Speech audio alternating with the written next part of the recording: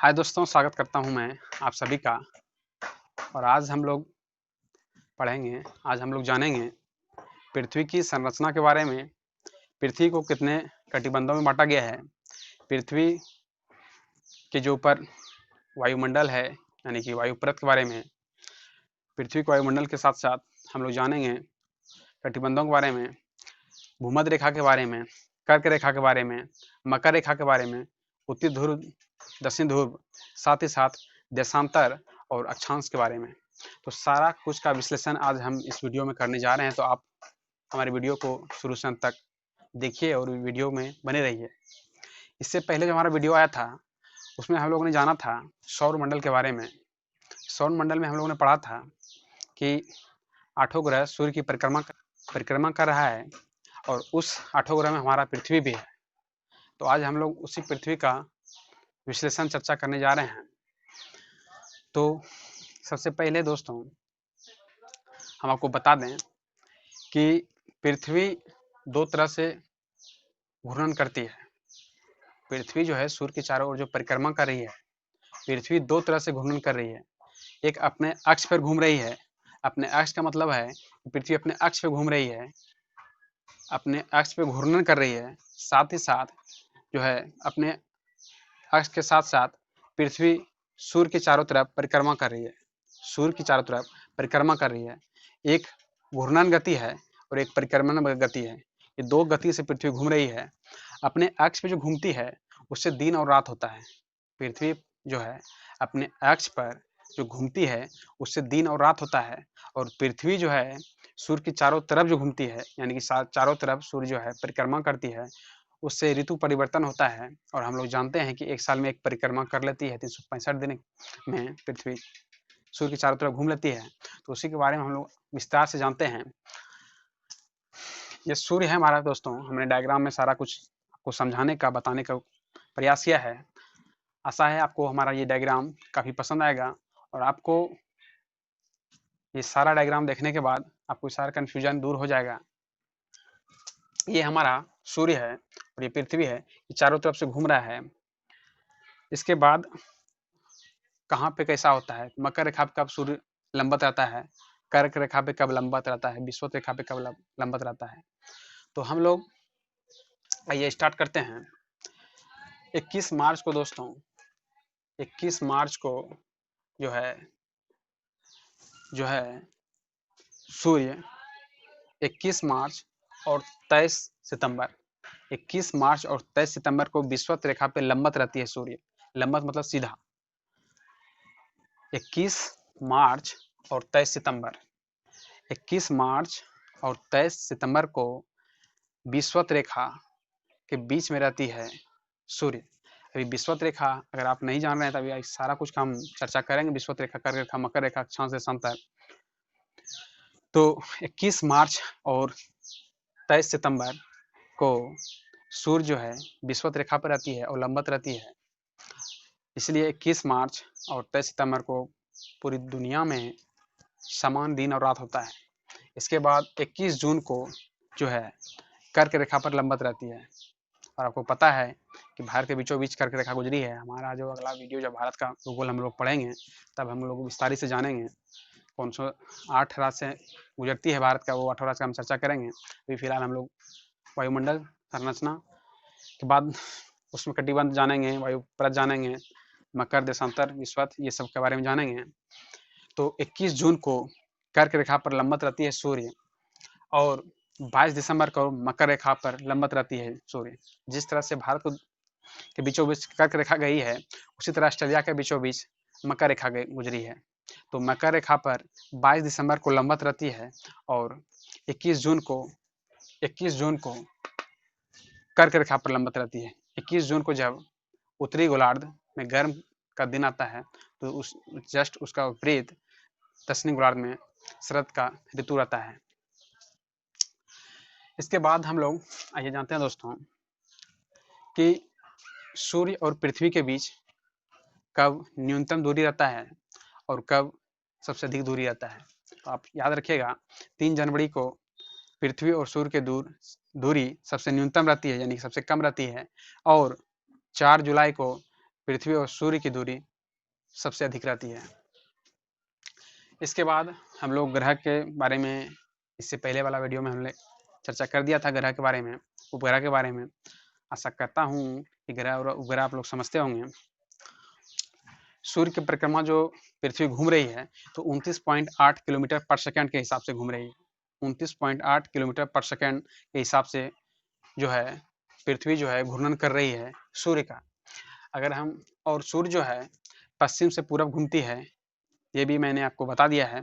पश्चिम से पूरब सूर्य घूमती है 1610 किलोमीटर प्रति घंटा के हिसाब से, 1610 किलोमीटर प्रति घंटा के हिसाब से, और 29.8 किलोमीटर पर सेकंड के हिसाब से जो है पृथ्वी जो है सूर्य की परिक्रमा कर रही है।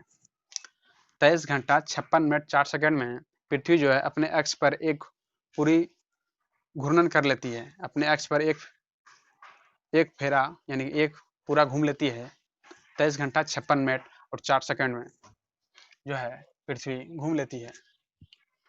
इसके बाद परिक्रमा की बात करें कि पृथ्वी जो है सूर्य का जो है एक परिक्रमा, यानी कि सूर्य जो है, ये सूर्य है हमारा, ये सूर्य है, और पृथ्वी जो चारों तरफ घूम लेती है, ये कितने दिनों में घूमती है? ये चारों तरफ जो घूम लेती है तो पृथ्वी जो है चारों तरफ 365 दिन 48 मिनट और 46 सेकंड में, 365 दिन 48 मिनट और जो है 46 सेकंड में ये जो है सूर्य का चारों तरफ एक पूरा परिक्रमा कर लेती है पृथ्वी। और पृथ्वी जो अपने अक्ष पे जो घूमती है वो 23 घंटे 56 मिनट और 4 सेकंड में हमारी पृथ्वी 23.5 डिग्री पर उत्तर पूर्व की तरफ झुका हुआ है। ये अक्ष से हम बात करें तो पृथ्वी का अक्ष कक्षा तल से जो है 66.5 डिग्री का कोण बनाती है। ये जो 66.5 डिग्री देख रहे हैं दोस्तों, ये 66.5 डिग्री है। पृथ्वी जो है अपने अक्ष से, पृथ्वी के कक्ष तल से 66.5 डिग्री का कोण बनाती है। ये जानते हैं दोस्तों, भूमध्य रेखा, कर्क रेखा, विषुवत रेखा, देशांतर, अक्षांश किसे कहते हैं, वो पृथ्वी पर कहाँ पे है? तो ये जो है पृथ्वी के बीचों बीच जो रेखा काटती है उसे भूमध्य रेखा या विषुवत रेखा कहते हैं। पृथ्वी के बीचों बीच भूमध्य रेखा या विषुवत रेखा एक ही नाम है, ये भूमध्य रेखा कहिए या विषुवत रेखा कहिए। 0 डिग्री पर है। 0 डिग्री जैसे जैसे हम ऊपर जाएंगे या उत्तरी ध्रुव की तरफ जाएंगे और दक्षिण ध्रुव की तरफ जाएंगे। ये 0 डिग्री है भूमध्य रेखा, ये 0 डिग्री पे खींची गई है। इससे उत्तरी तरफ उत्तरी ध्रुव और दक्षिण तरफ दक्षिणी ध्रुव, उत्तर तरफ उत्तरी ध्रुव और दक्षिण तरफ दक्षिणी ध्रुव कहलाता है। 0 डिग्री की जो बात आप देख रहे हैं, ये जितनी भी रेखा हैं, ये सारी रेखाएं अक्षांश रेखा कहलाती हैं। सभी अक्षांश रेखाएं समांतर रेखा होती है और पृथ्वी पर कहीं नहीं मिलती है। ये देखिए अक्षांश रेखा इधर से गई और चारों तरफ इधर से घूम कर आ गई, ये कहीं मिलेगी नहीं, एक दूसरे में टच नहीं करेगी। इसके बाद उत्तरी ध्रुव, ऊपर के जो पोल है इसे उत्तरी ध्रुव से नाम से जानते हैं, और दक्षिण का जो पोल है, ये दक्षिण का जो पोल है इसे दक्षिण ध्रुव के नाम से जानते हैं। उत्तर का जो पोल है उसे उत्तरी ध्रुव और दक्षिण का जो पोल है उसे दक्षिणी ध्रुव। बीच में जो रेखा है उसे भूमध्य रेखा, और इसके बाद भूमध्य रेखा के दोनों तरफ जो रेखाएं खींची गई है, जो समांतर रेखाएं हैं, उसे हम अक्षांश के नाम से जानते हैं, उसे हम अक्षांश के नाम से जानते हैं। ये सारा जो रेखा है ये अक्षांश रेखा कहलाएगी। इसके बाद भूमध्य रेखा से दोनों तरफ जितने भी ये रेखाएं हैं जो मिल नहीं रही है, समांतर है, ये अक्षांश रेखा कहलाएंगी। और इसके बाद दोस्तों देशांतर रेखा के बारे में बात करें, जितनी भी देशांतर रेखा हैं उत्तरी ध्रुव से होते हुए दक्षिणी ध्रुव को छुएगी, और फिर दूसरी रेखा उत्तरी ध्रुव से दक्षिणी ध्रुव, उत्तरी ध्रुव से दक्षिणी ध्रुव को मिलाने वाली रेखा को हम देशांतर रेखा कहते हैं। कर्क रेखा के बारे में, ये जो हमारे पृथ्वी है, ये बीचों बीच जो रेखा है भूमध्य रेखा, ये 0 डिग्री है। तो यहाँ पे हम जैसे ऊपर जाएंगे तो उत्तरी ध्रुव तक, तो यहाँ जो 23.5 डिग्री का रेखा है, ये देखिए दोस्तों, ये जो 23.5 डिग्री का रेखा है, ये 23.5 डिग्री की रेखा को जो है हम कर्क रेखा के नाम से जानते हैं। तो कर्क रेखा भूमध्य रेखा के उत्तरी ध्रुव तरफ जो 23.5 डिग्री पर खींची गई रेखा है उसे हम कर्क रेखा कहते हैं। और जस्ट उसी तरफ जब हम भूमध्य रेखा के दक्षिणी ध्रुव तरफ 23.5 डिग्री को जब हम, ये रेखा जो है ये मकर रेखा के नाम से जानती है। तो कर्क रेखा, मकर रेखा, आशा करता हूँ कि दोस्तों आप समझ गए होंगे। अक्षांश रेखा समझ गए होंगे, देशांतर रेखा समझ गए होंगे, भूमध्य रेखा समझ गए होंगे, उत्तरी ध्रुव, दक्षिणी ध्रुव, ये सारा कुछ समझ गए होंगे।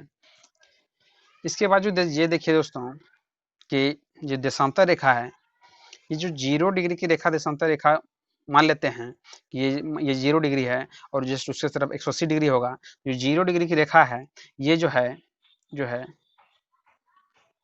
ये टाइम जोन कहलाता है।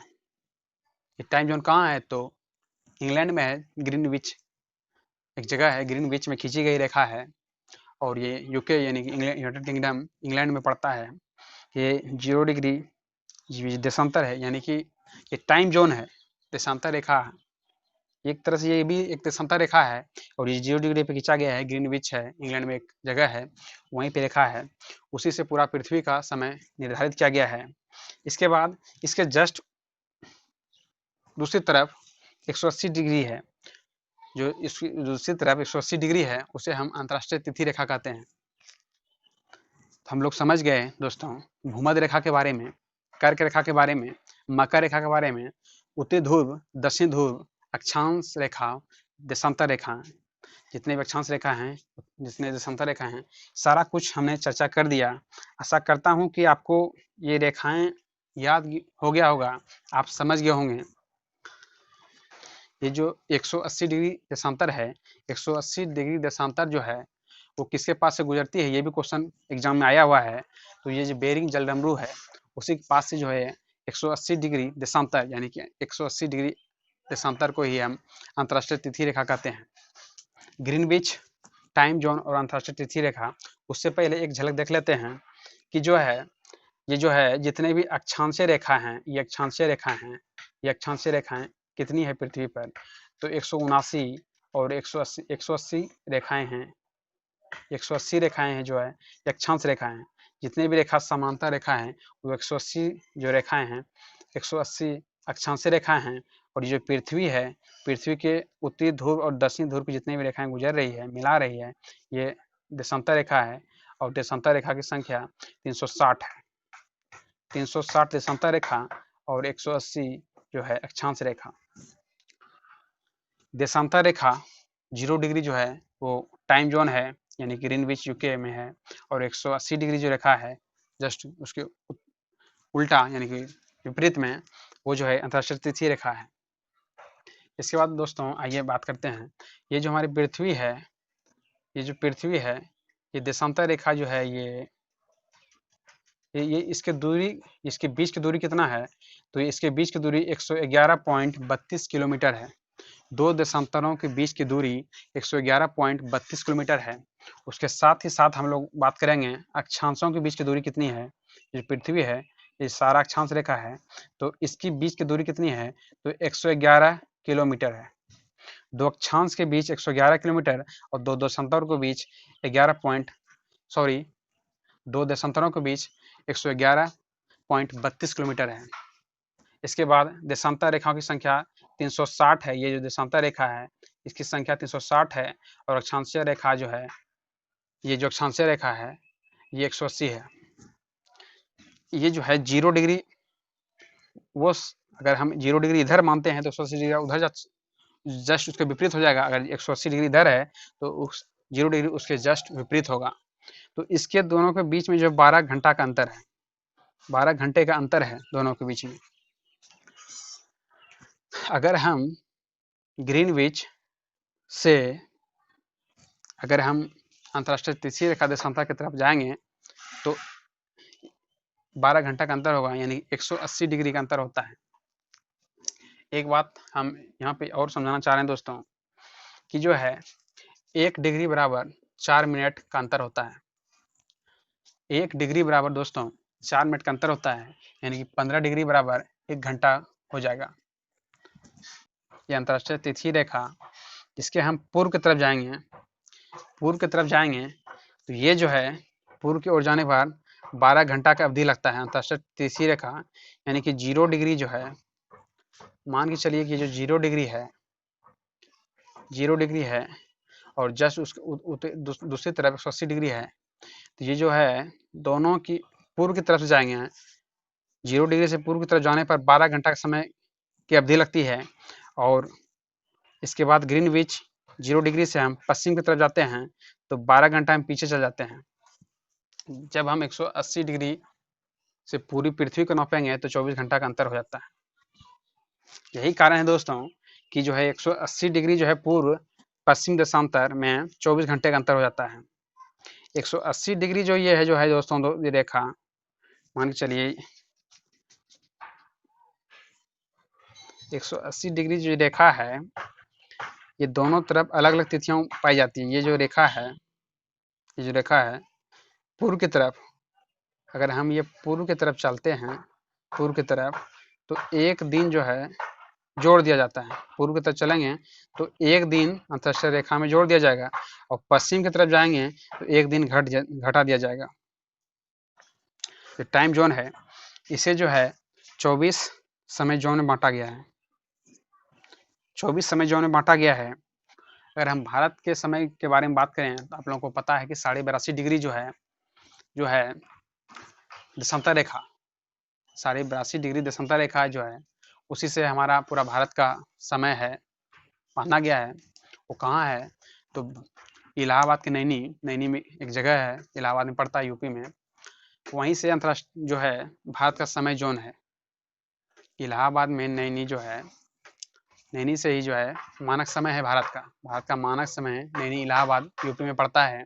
वहीं से पूरा भारत का जो है समय ये टाइम जोन कर सकते हैं है कि 0 डिग्री जो है टाइम जोन है ग्रीनविच इंग्लैंड में, और भारत का जो मानक समय है दोनों में अंतर 5.5 घंटा का है। मान के चलिए कि जो है यहाँ पे 5:30 बज रहा है शाम, तो ग्रीनविच इंग्लैंड में कितना बजेगा तो वहाँ 12 बजेगा। क्योंकि वहाँ से जो है हमारा पूर्व की तरफ है, ग्रीनविच इंग्लैंड हमारा भारत पूर्व की तरफ है। तो पूर्व की तरफ हम लोगों ने बताया कि जितना हम डिग्री जाएंगे यानी कि 1 डिग्री जाएंगे 4 मिनट का अंतर होगा। तो वहाँ से जो है जो भारत और ग्रीनविच के टाइम जोन में है 5.5 घंटे का अंतर है। ये सारा कुछ चर्चा होने के बाद आइए दोस्तों हम बात करते हैं जो हमारी पृथ्वी है उसे कितने कटिबंधों में बांटा गया है। तो होता क्या है दोस्तों, ये जो हमारी पृथ्वी है ये जो बीच की रेखा है उसे भूमध्य रेखा कहता है। यहाँ सालों भर गर्मी पड़ता है और सूर्य की किरण यहाँ लंबवत पड़ती है। लंबवत पड़ने के कारण जो है इस क्षेत्र में सालों भर ग्रीष्म ऋतु ही रहती है। लगभग भूमध्य रेखा से 30 डिग्री ऊपर और भूमध्य रेखा से 30 डिग्री नीचे, यानी कि भूमध्य रेखा से 30 डिग्री उत्तरी और भूमध्य रेखा से 30 डिग्री दक्षिणी दोनों तरफ की पट्टी जो है उष्ण कटिबंधीय क्षेत्र कहलाएगा। भूमध्य रेखा से 30 डिग्री उत्तरी तरफ और भूमध्य रेखा से 30 डिग्री नीचे यानी दक्षिण ध्रुव तरफ उष्ण कटिबंध क्षेत्र कहलाएगा। इसके बाद जो है अक्षांश रेखा मान सकते हैं। जो अक्षांश रेखा है ये 30 डिग्री का अक्षांश और 45 डिग्री का अक्षांश, ये 30 डिग्री का अक्षांश और 45 डिग्री अक्षांश के बीच ये जो है ये दोनों का बीच का क्षेत्र जो है उपोष्ण कटिबंधीय क्षेत्र कहलाता है। ये जो क्षेत्र है ये जो है 30 डिग्री अक्षांश और 45 डिग्री अक्षांश दोनों का बीच का क्षेत्र उपोष्ण कटिबंधीय क्षेत्र के अंतर्गत आता है। उसी तरह हम नीचे भी जाएंगे तो ये 30 डिग्री दक्षिणी ध्रुव तरफ और 45 डिग्री के बीच ये क्षेत्र को उपोष्ण कटिबंध क्षेत्र के नाम से जानते हैं। ये जो क्षेत्र है हमारा 30 डिग्री दक्षिणी ध्रुव तरफ और 45 डिग्री के बीच के क्षेत्र को उपोष्ण कटिबंध, उसी तरह हम ऊपर के क्षेत्र को भी उपोष्ण कटिबंध क्षेत्र, जब हम विस्तारित से इसको आगे चैप्टर में पढ़ाएंगे तो इससे बहुत सारा अब जानेंगे कि ऋतु जो है कहीं पे ठंडी का दिन रहता है, कहीं पे गर्मी का दिन रहता है। ये सारा रीजन इसी कारण से होता है। ये 45 डिग्री का जो है 45 डिग्री से 66 डिग्री का बीच जो है उत्तरी तरफ और 45 डिग्री से 66 डिग्री के दक्षिणी तरफ, ये दोनों क्षेत्र को हम शीतोष्ण कटिबंध के नाम से जानते हैं। 45 डिग्री और 66 डिग्री के बीच का क्षेत्र, 45 डिग्री से 66 डिग्री के बीच के क्षेत्र को शीतोष्ण कटिबंध के नाम से जानते हैं। इसके बाद जो 90 डिग्री का क्षेत्र है, इसके बाद जो है 90 डिग्री तक दोनों तरफ जो क्षेत्र है उत्तरी ध्रुव दक्षिण तरफ, उसे ध्रुवीय क्षेत्र कटिबंध या ध्रुवीय क्षेत्र या ध्रुवीय कटिबंध के नाम से जानते हैं। आशा करते हैं कि कटिबंध आपको समझ में आ गया होगा। या बात करते हैं हम लोग जो है हमारा पृथ्वी जो है ये ये हमारी पृथ्वी जो है, इसी जो है भूमध्य रेखा की कितनी लंबाई है। ये जो भूमध्य रेखा है, ये जो है भूमध्य रेखा की कितनी लंबाई है, तो 12,756 किलोमीटर है। ये जो पृथ्वी के बीच की जो रेखा है 0 डिग्री पर, ये 12,756 किलोमीटर है। ये 0 डिग्री पर जो भूमध्य रेखा है, पृथ्वी के बीचों बीच रेखा, इसकी लंबाई के बारे में बात करें तो 12,756 किलोमीटर है। उसी तरह उत्तरी ध्रुव और दक्षिण ध्रुव दोनों की लंबाई अगर मापें तो 12,714 किलोमीटर। हमारी पृथ्वी जो है वायुमंडल परत में बांटी गई है। वायुमंडल परतों का विस्तार से जानते हैं और वायुमंडल परतों को अच्छे से हम लोग समझते हैं। तो पृथ्वी के जो सबसे निकटतम है, पृथ्वी से सबसे पास जो है मंडल है, वो है क्षोभ मंडल। क्षोभ मंडल है, ये 18 किलोमीटर तक फैला है। पृथ्वी की जो धरती है, हमारी धरती से 18 किलोमीटर ऊपर तक के जो एरिया है, उसे हम लोग क्षोभ मंडल के नाम से जानते हैं। ये चारों तरफ है, पृथ्वी के ये चारों तरफ जो क्षेत्र है 18 किलोमीटर तक फैला है, उसे क्षोभ मंडल के नाम से जानते हैं। 18 किलोमीटर के क्षेत्र में ये फैला हुआ है। इसमें ग्रीन हाउस प्रभाव इसी में होता है, और साथ ही साथ इसमें वर्षा, साथ ही साथ वर्षा ऋतु परिवर्तन, साथ ही साथ बिजली चमकना, ये सारा प्रक्रिया जो है क्षोभ मंडल में होता है। ग्रीन हाउस का प्रभाव, वर्षा ऋतु परिवर्तन, बिजली का चमकना, ये सारा जो है बादल का गरजना, ये सारा घटना जो है क्षोभ मंडल में होता है। इसके बाद क्षोभ मंडल के बाद ऊपरी जो परत है पृथ्वी का जो है, क्षोभ मंडल के बाद दूसरी परत आता है समताप मंडल। इस समताप मंडल की जो है, यहाँ जो है तापमान जो है समान रहता है।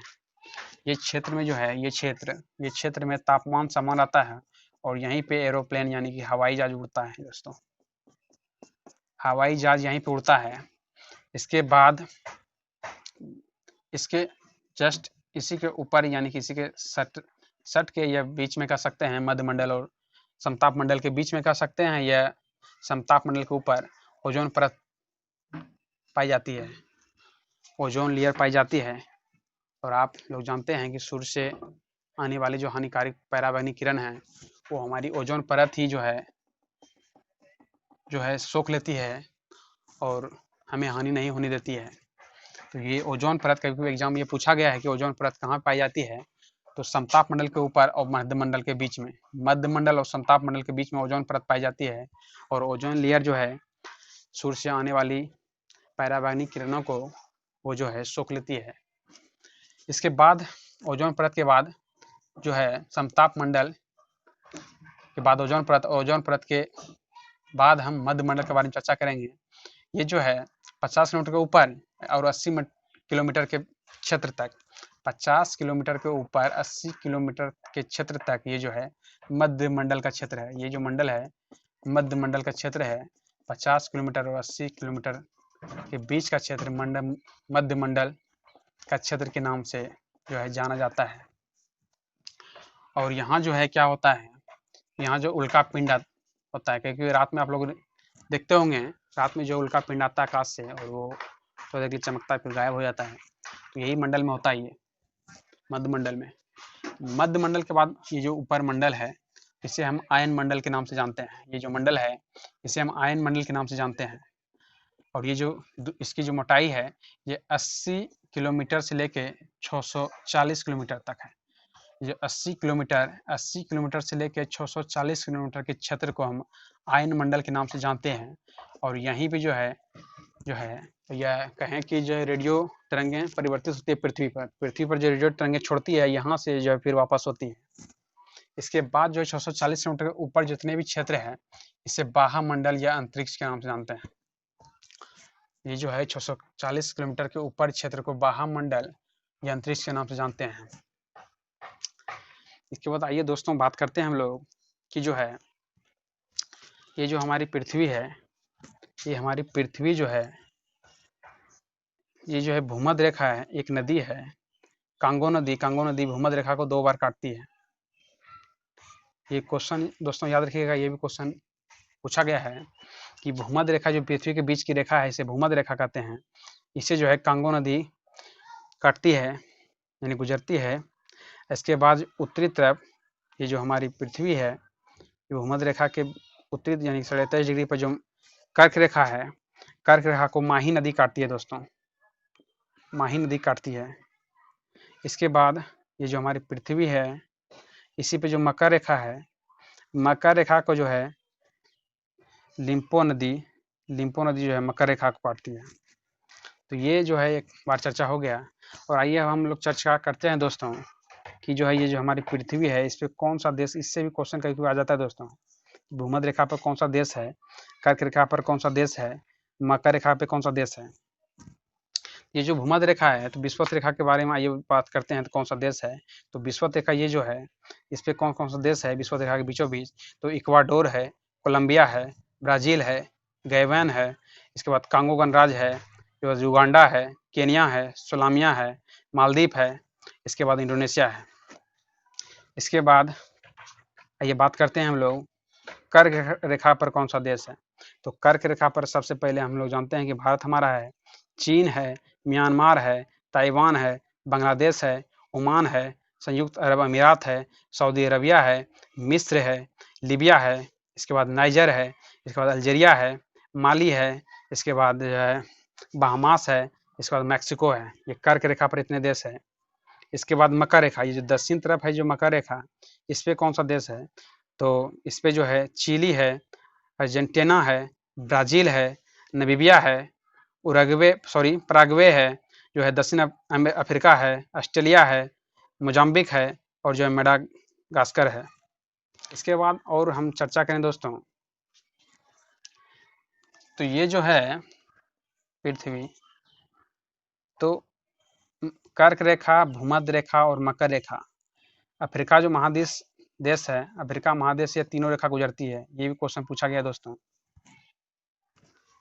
कि मकर रेखा, कर्क रेखा और भूमध्य रेखा किस महाद्वीप में गुजरती है। तो अफ्रीका महादेश में तीनों रेखा गुजरती है, और भूमध्य रेखा और मकर रेखा दक्षिण अमेरिका महादेश में गुजरता है।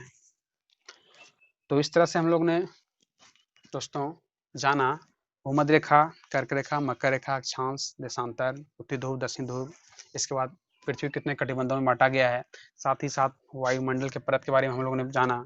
इसके बाद जाना कि कौन सा देश कर्क रेखा पर स्थित है, कौन सा देश मकर रेखा पे है, कौन सा देश भूमध्य रेखा पे है। इसके बाद आगे जो हमारा वीडियो आएगा ज्योग्राफी का, मेन हम पृथ्वी की आंतरिक संरचना के बारे में पढ़ेंगे कि कौन सा चट्टान कहाँ पे है। तो आशा करता हूँ हमारा ये वीडियो आपको पसंद आया होगा, आपको अच्छा लगा होगा। हमारा वीडियो को लाइक कीजिए, सब्सक्राइब कीजिए और ज़्यादा से ज़्यादा शेयर कीजिए। हमारे चैनल से जुड़ने के लिए हमारे चैनल जो है समाधि जीवन, उसको आप सब्सक्राइब कीजिए, हमारे चैनल से जुड़िए और ज़्यादा से ज़्यादा इस वीडियो को शेयर कीजिए। थैंक यू, धन्यवाद दोस्तों।